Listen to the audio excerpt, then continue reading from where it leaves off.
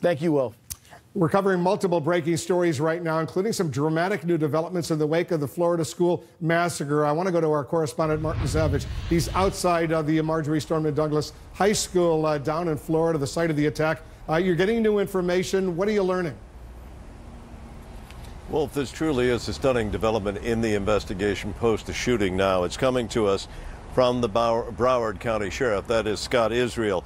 And questions have been raised about Scott Peterson. He is the school resource officer, a deputy who was in uniform, who had a gun, who was on campus assigned to this school. What was his role? What was he doing during all of that shooting?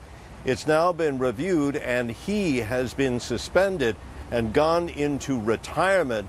Apparently, it has been learned that despite the statement he gave, the officer did not go into the building where the shooting was taking place.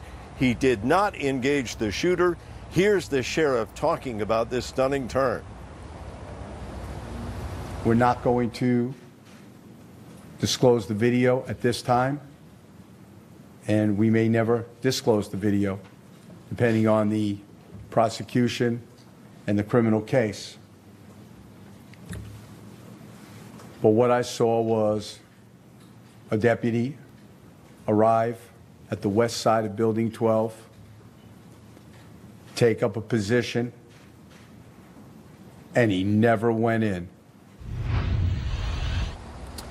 The sheriff said looking at that made him sick to his stomach when he was asked, well, what should that officer have done? The direct quote was, went in, addressed the killer, killed the killer.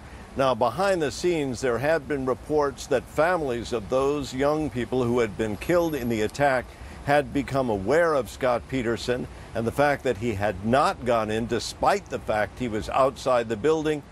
They were tremendously outraged. Pressure's been building, and now we understand that the sheriff first said that he was going to suspend Peterson and launch into an investigation. Peterson, apparently with his seniority, said instead he was resigning and going into retirement. Two other officers now have also been put on a restricted or restrictive duty. These officers apparently have been involved in investigations with Nikolas Cruz, the shooter in this case, dating back some years. As we know, there were close to 24 calls since 2008 that authorities have been going to Nikolas Cruz's home. And it's felt that at least in 2 instances, there were 2 deputies that the sheriff believes they could have or should have acted more strongly to intervene. And they have been put on restrictive duty while that is being investigated. So 3 officers now being disciplined.